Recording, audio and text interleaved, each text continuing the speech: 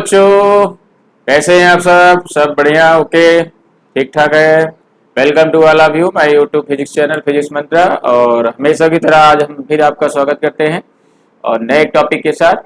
Topic हमारा उसी chapter से रिलेटेड, लॉज ऑफ मोशन से। और टॉपिक का नाम है स्टूडेंट्स, टॉपिक बहुत ही अच्छा कह सकते हैं। जो हमारा टॉपिक है kinetic friction. Kinetic friction, that is a types of friction।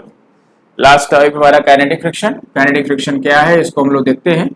जैसे हम बात करते हैं यहाँ पे कि that is an object placed on the table. Object है, टेबल पर रखा हुआ है। ऐसे कंडीशन में ऑब्जेक्ट का जो वेट है टेबल पर काम कर रहा है डाउनवर्ड, जो उसके वेट के रूप में डब्ल्यू, और इस टेबल द्वारा ऑब्जेक्ट पर लगाया गया एक फोर्स ऑफ रिएक्शन है, जिसको हम नॉर्मल रिएक्शन के नाम से, आर के नाम से जानेंगे। ठीक है, यानी रिएक्शन, और ये हमारा फोर्स ऑफ एक्शन कह सकते हैं, जो वेट के रूप में इस ऑब्जेक्ट पर काम कर रहा है। ठीक है, दैट इज दिस। और ये आपका एक रिएक्शन, फोर्स ऑफ रिएक्शन काम कर रहा है, जो कि ऊपर की तरफ काम कर रहा है। ऑब्जेक्ट पर हम एक एक्सटर्नल, अगर यहाँ पर देखें तो ये हमारा फ्रिक्शन फोर्स क्या है, फोर्स ऑफ फ्रिक्शन क्या है, जीरो है। कोई फोर्स ऑफ फ्रिक्शन नहीं है, zero. But if you want to move an object on the surface of the table, then you can apply a external force F. External force F apply करेंगे। After applying the force, object पर apply force किया गया, तो there is no motion। ऐसे condition में हमारा वहां पे स्टैटिक फ्रिक्शन। फोर्स को और बढ़ाया गया, ऑब्जेक्ट जो है मोशन की अवस्था में आने लगा, वहां पे हमारा लिमिटिंग फ्रिक्शन। फोर्स को और इंक्रीज किया गया और ऑब्जेक्ट जो है कंटिन्यूअस, एक स्टेडी एक मोशन के साथ चलने लगा, एक कांस्टेंट स्पीड के साथ चलने लगा, मोशन में आ गया, तो वो हमारा जो फ्रिक्शन काम करेगा उसे हम कहेंगे काइनेटिक फ्रिक्शन कहेंगे। यानी ऑब्जेक्ट के मोशन में आते ही, एक स्टेडी मोशन आते ही, एक कांस्टेंट मोशन आते ही जो फ्रिक्शन काम करेगा, वो हमारा फ्रिक्शन जो है, कौन सा फ्रिक्शन कहलाएगा? That is a friction which is called kinetic friction, F की। Okay, that is said to be kinetic friction. तो काइनेटिक फ्रिक्शन कब आया, ये कहां पे प्रोड्यूस हुआ? Between the surface of an object, सब ऑब्जेक्ट के सरफेस पर, कॉन्टेक्ट सरफेस के बीच में काम कर रहा है कि when an object just comes in the state of steady motion. जब ऑब्जेक्ट हमारा स्टेडी मोशन की अवस्था में आ गया, after applying the external force, then this opposing force which is acting just opposite to the direction of the external force is called force of kinetic friction। ठीक है, या that is the kinetic force of friction। ठीक है, तो ये हमारा kinetic force of friction या kinetic friction की अवस्था कहलाता है। तो हम उसकी डेफिनेशन लिखेंगे। क्या है डेफिनेशन, ध्यान दें सब लोग एक बार, एक बार फिर इसको हम एक्सप्लेन करते हैं, ध्यान दें। ऑब्जेक्ट हमारे रेस्ट में रखा हुआ है, ठीक है, इस पर वेट के कारण फोर्स डाउनवर्ड वेट से काम करेगा, उसका जस्ट अपोजिट उसका टेबल द्वारा रिएक्शन काम करेगा, that is the normal reaction. There is no force of action, zero. But if you act external force on this object, then there is no motion of an object. तो उस अवस्था में जो force of friction काम करेगा तो हमारा क्या लगेगा? Static friction, because there is no motion. Object rest में ही है, फोर्स लगाया बट ऑब्जेक्ट रेस्ट में ही है, तो then static friction. But force को बढ़ाया गया, तो उस अवस्था में क्या है? ऑब्जेक्ट चलने की अवस्था में आया, चल करके रुक गया, तो उस अवस्था में क्या काम किया? वहां पे हमारा limiting friction, that is the maximum static friction. But force को और बढ़ाया गया, एक्सटर्नल फोर्स को, object then comes in the state of steady motion. अब ऑब्जेक्ट क्या है? कंटिन्यूअस फॉर्म में मोशन करने लगा, मूवमेंट करने लगा, चलने लगा, उस समय जो फोर्स ऑफ फ्रिक्शन काम करेगा वो हमारा कहलाएगा काइनेटिक फ्रिक्शन। तो यहाँ पे काइनेटिक फ्रिक्शन कब होता है, काइनेटिक फ्रिक्शन कब आएगा, ये हम लोग यहाँ डिफाइन करते हैं। तो लिखेंगे यहाँ पे लिखिए यहाँ पे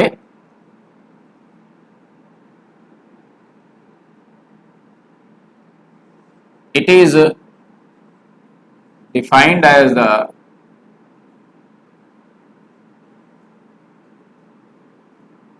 opposing force It is defined as the opposing force which comes into play in between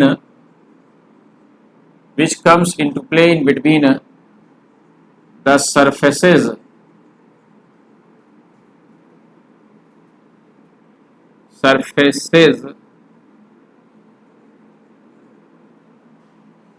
which comes into the plane between the surfaces of an object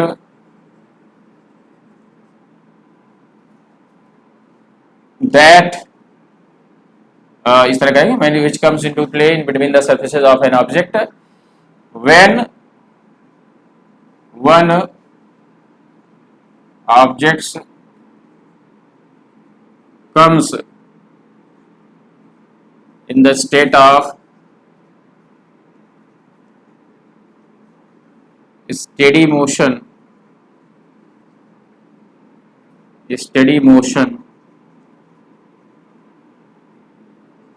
on the over the another surface. It means when one object comes in the state of steady motion over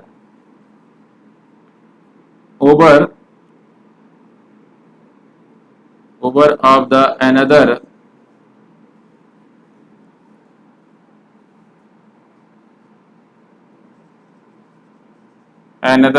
object. Okay, over of the another object. ठीक है. It means when one object comes in the state of steady motion over of the another object. ठीक है.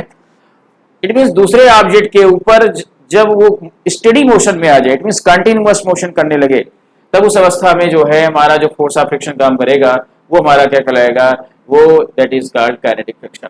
तो you can see that it is defined as the opposing force which comes into plane between the surfaces of an object when one object come in the state of steady motion over the another object, over the surfaces of another object. ठीक है, दूसरे object के ऊपर जब वो object steady motion में आता है तब वहां पे हमारा जो है ये फोर्स, अपोजिंग फोर्स प्रोड्यूस होता है, जिसको कहते हैं क्या, काइनेटिक फ्रिक्शन कहते हैं. तो यहां कह सकते हैं it is said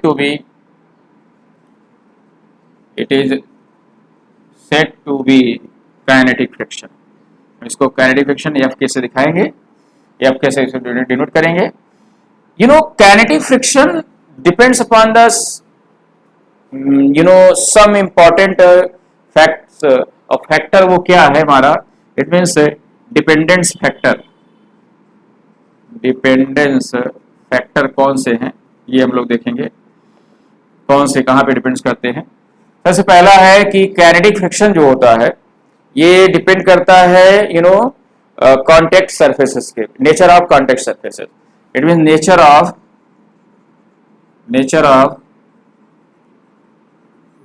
contact surfaces.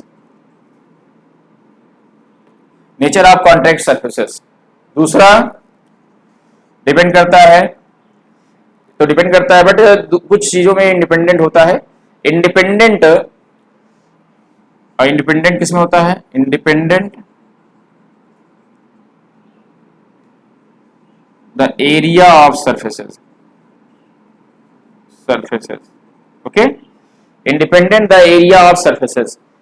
Surface की एरिया यानी कि जो ऑब्जेक्ट हमारे दोनों काम कर रहे हैं उसके जो सरफेस है, यानी टेबल का सरफेस ये है, ऑब्जेक्ट का सरफेस ये है, इसकी एरिया पर डिपेंड नहीं करता है.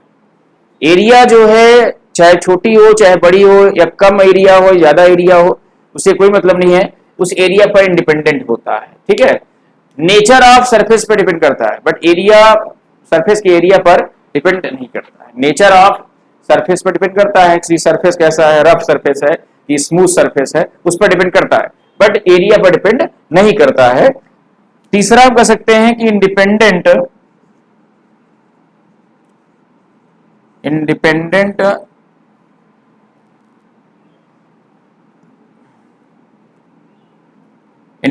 To the velocity through which moves on the other surface, जिसके द्वारा वो दूसरे सरफेस से मूव्स करता है, उस वेलोसिटी से इंडिपेंडेंट होता है, उस पर डिपेंड नहीं करता है। तो independent to the velocity through which moves on the other object, on the surface of other object. चलिए यहां इसको लिखते हैं, क्या हो जाएगा, independent to the velocity through which, यहां से हम इसको यहां लिख देते हैं, through which moves on the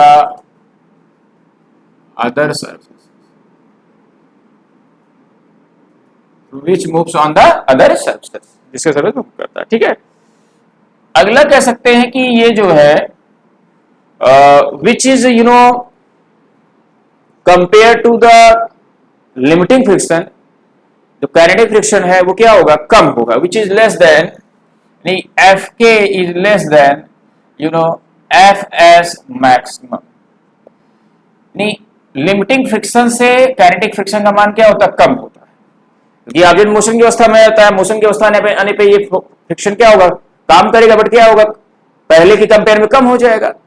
अब कंपेयर में कम होगा तभी तो ये आगे मोशन करेगा, मूवमेंट करेगा स्टेडी स्टेट में। तो यहाँ पे वैल्यू क्या होती है, कम होती है। पांचवा कह सकते हैं कि kinetic friction is directly proportional to the normal reaction, normal reaction के डायरेक्टली प्रोपोर्शनल होता है। And F K equal to mu K R, F K equal to mu K R, यहां से क्या मिलेगा, ध्यान दें, mu K R, okay, then F K equal mu K R, then mu K equal to F K by R. तो where you can see that mu K is a coefficient of kinetic friction,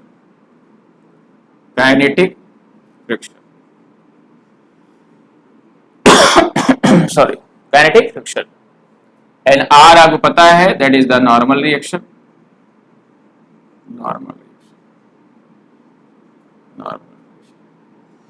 अब यहां पर जो हमारा coefficient of kinetic friction है उसकी definition देखिए क्या है, सेम डेफिनेशन वैसे ही है जैसे हम लोगों ने स्टैटिक मैक्सिमम स्टैटिक फ्रिक्शन को पढ़ा था, है ना, डेफिनेशन, लिमिटिंग फ्रिक्शन का डेफिनेशन हमने देखा था, तो कोएफिशिएंट ऑफ लिमिटिंग फ्रिक्शन का, वैसे ही ये कोएफिशिएंट ऑफ काइनेटिक फ्रिक्शन का डेफिनेशन है, क्या हो जाएगा,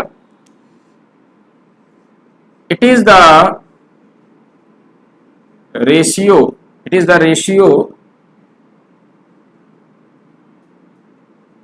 in between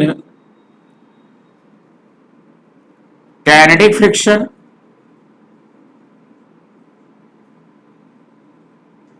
it is a ratio in between kinetic friction to the normal reaction,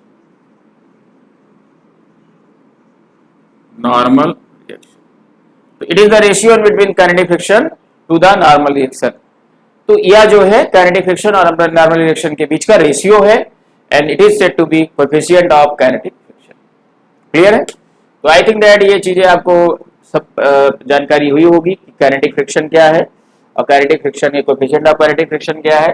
तो डिपेंडेंस भी हमने बताया कहाँ का डिपेंड करता है, इसको आप ध्यान से समझ ले, ठीक है, कहाँ का डिपेंड करता है, जानकारी आपको यहाँ पे मिलेगी, आपको मिली होगी, ये डिपेंडेंस नेचर कहाँ पे, तो कांटेक्ट सरफेस पर डिपेंड करता है, दूसरा है कि डिपेंडेंट एरिया ऑफ सरफेस से इंडिपेंडेंट होता है, और इंडिपेंडेंट ऑफ द वेलोसिटी, जो जिस वेलोसिटी से कंटिन्यूअस स्टेडी मोशन करता है उस वेलोसिटी से इंडिपेंडेंट होता है, वो उस पे इट मींस डिपेंड नहीं करता है, इंडिपेंडेंट होता है, that is the kinetic friction, and which moves the other surfaces, and also it is the less than the static friction, it means maximum value of static friction या limiting friction से इसकी value कम होती है, and it is directly proportional to the normal reaction के directly proportional होता है, ठीक है।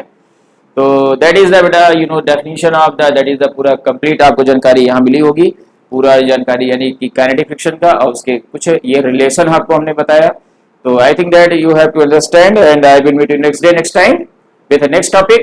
Okay, इसके बाद के हमारा जो टॉपिक है उसके साथ हम आपके साथ मिलते हैं। तो ये लगातार आप चैनल को देखते रहें और चैनल से जो भी चीजें हैं, जो भी कमियां हैं उसको भी बताएं हमको। चैनल में जो टॉपिक पढ़ाया जा रहा है किस तरह पढ़ाया, कमी भी हमको बताएं, अच्छाइयां भी बताएं, और कंटिन्यू वॉच करते रहें, देखते रहें, और जो स्टेप टू स्टेप आपको टॉपिक आपको बताया जाएगा। ओके स्टूडेंट, तो thank you all of you. I will meet you next day next time. Thank you.